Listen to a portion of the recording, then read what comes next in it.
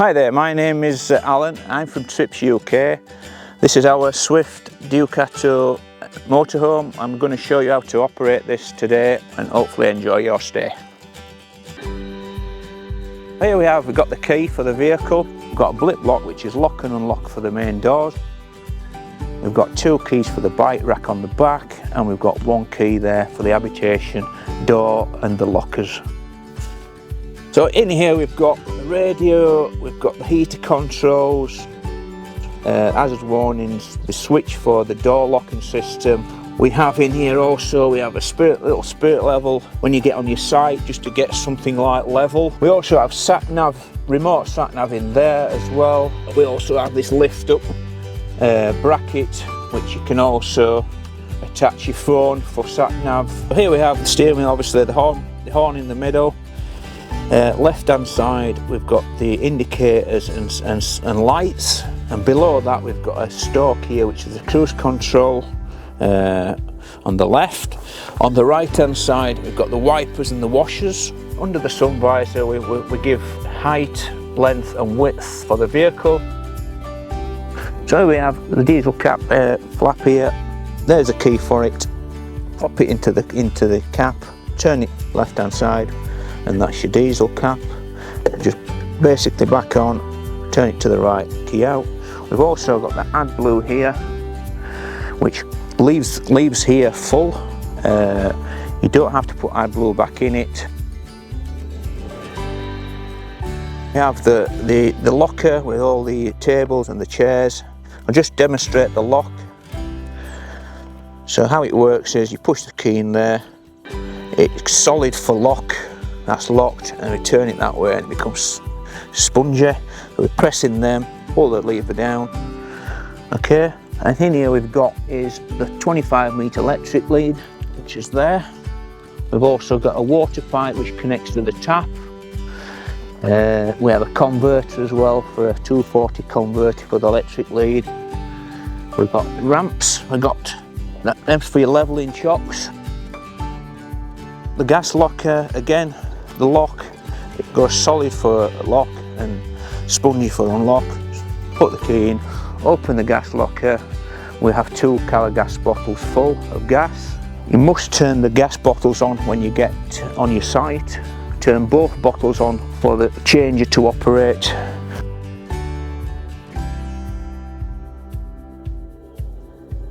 So here we have the toilet. This is the cassette where all the waste goes. So we open that up like that. We lift up the orange lever there. We pull out the cassette. Now to empty that, what we do then is we turn the bottle there, take off the cap. We find the proper place for disposal, waste disposal on the site, which it has to go into there only. We pick it up, press that button there, that lets air in, and we tip out the waste. Wash it out, put the cap back on, and then inside the vehicle, when we come to inside the vehicle, we've got some blue fluid which you put that down, turn that clockwise, anti-clockwise, and you pull that back. You put the blue fluid in there, you shut the flap, you turn that back to clockwise. Just to make you all aware, that make sure that is pointing straight forward in line with the bucket, and not like that. It hasn't to go back in there like that, as it will damage all the inside of the lock. It has to be in that position to be refitted into there.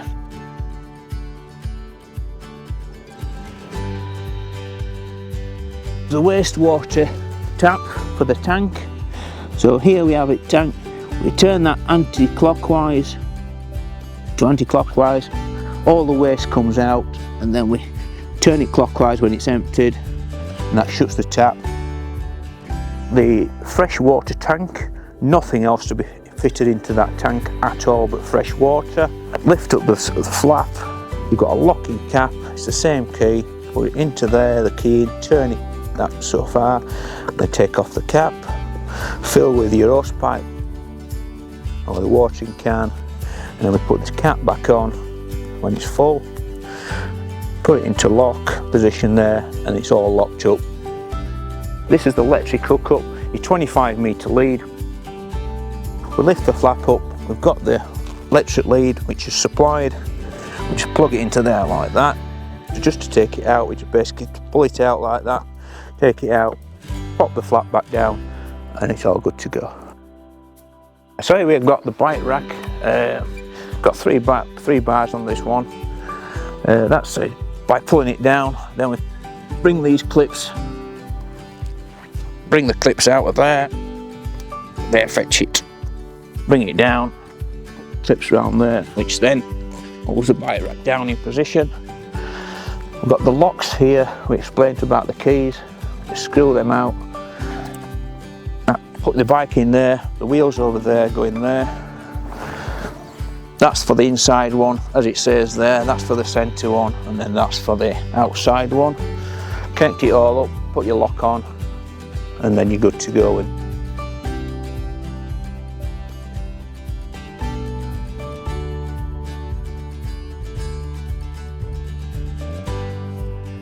These are the travelling seats with the seat box, obviously.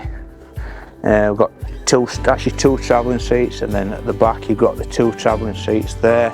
This seat on this side is a non-travelling seat, so it's just for when you're on site.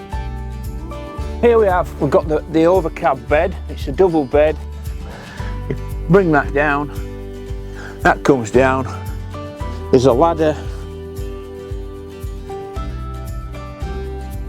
We have a ladder system here. That goes onto there like that, and then down to the floor. And that becomes your ladder. Put it back up, we just put that up there, we lift it up, and then we put these catches on here. So here we have the seating, which turns into a bed. I'll explain, this is the one piece of the bed, which is a shorter bed, you can have it in two pieces. This part's built up, which I'm going to demonstrate. We lift up the table like that, we'll take it off the catch at the bottom, and we introduce it into the base of the seating like that. And then what we do then is we take off the clips off the back of the seat here, pull that piece out, slide that one that way, and then under this seat we've got some filling blocks which we'll get out, which make up the beds. There's 3 sets, and then we come back up here, we add that to there like that, that becomes in there, and then we can leave that there like that. We can put that down, that goes to there, and then we have the thin one, and that makes you single.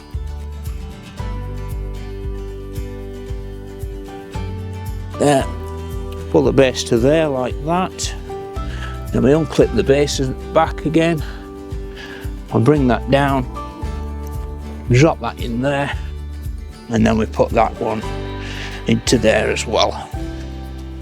Then that becomes your big double bed.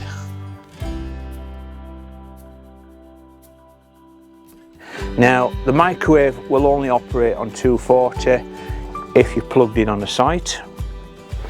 If you're leisure battery only with no plug-in, you've no microwave, unfortunately. And also, if you're 240 as well plugged in, your 240 sockets will work, but you won't have the 240 if you're on leisure battery only. We've got the cooker, the hob, glass top. Just be careful with the glass top because it is glass. It has to work, it has to be shoved back to full before it operates. 3 gas burner ring, and we've got all the buttons here.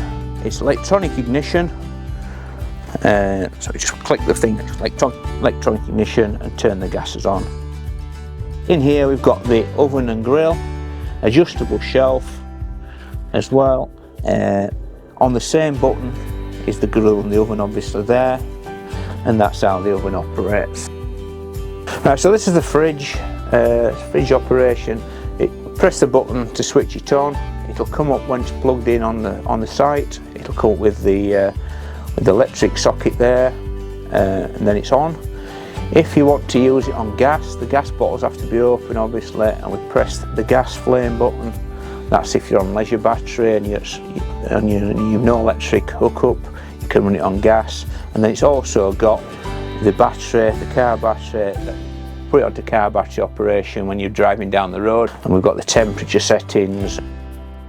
Here is a toilet, it's a swivel toilet. Under there is the catch, which opens the flap inside the toilet. Obviously open for doing whatever you're doing, and then close it to lock it off. That catch must be closed as well before we pull out the cassette from the outside. Is the push button for the water. So here we've got is the control panel. When we come in the vehicle, we obviously push that power button on there. We don't need the 3 menus there because they're just all settings, so it's power on, and then we come across here, we press the centre light button and the bottom light button, which puts the toilet light on. The top one's just the awning on the outside, and then we also have a water pump. Down in the bottom left hand corner we've got a little F emblem there, letter F, and when it's full with water you'll have segments full up there, and you'll have black segments, a bit like them segments there. They'll be raised at the top and it will tell you that your water tank's full. And then across there you've got a W, which is the waste tank.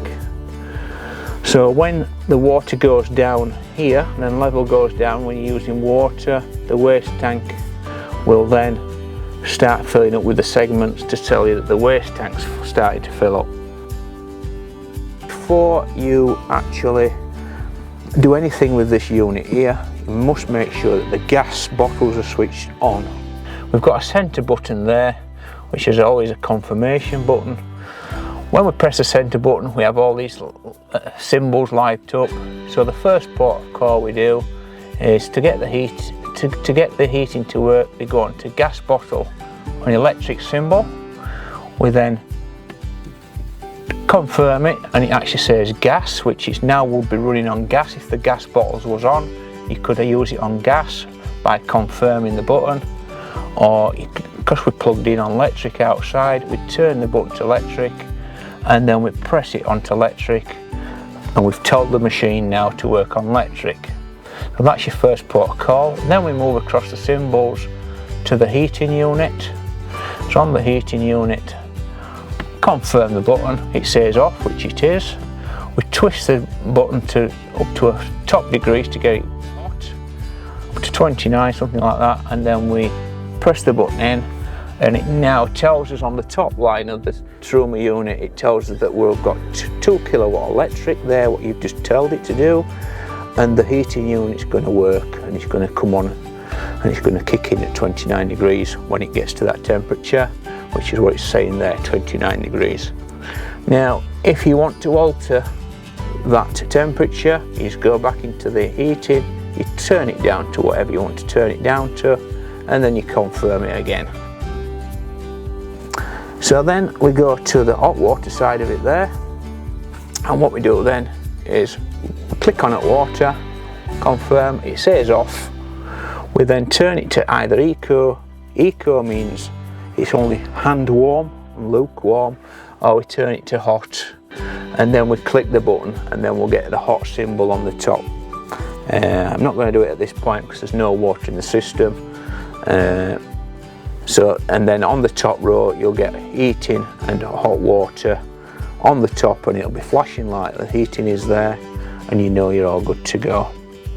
Now to shut this system down, it must be shut down before you turn any of this power off on the other side.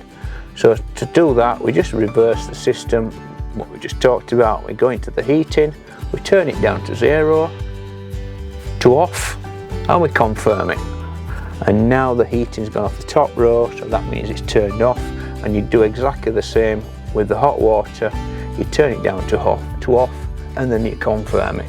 So once we shut that down, when we're going to leave the motorhome, we're going to shut that down as we've done, and then we're going to go across to this one here, and all we have to do there is press off. This is the locks for the windows. We're pressing the button at the bottom, we twist up the lock, all the 3 there, and the window opens, and then to bring it back we have to press the button back in again to lock the windows. Now we've got night blinds which you pull up for the night, and we've also got fly blinds as well for keep all the midges and the flies out as well. So these are the roof blinds. Push in the black catch with your fingers, lift it up, both sides is exactly the same. To move away, we need to bring them back down before we actually drive on the road, make sure they're shut. Also, for the night time, we have a blind that pulls over, just put there, and we also have again a fly blind which goes across. This is a smoke alarm. Move on to the carbon monoxide. Again, that's tested as well.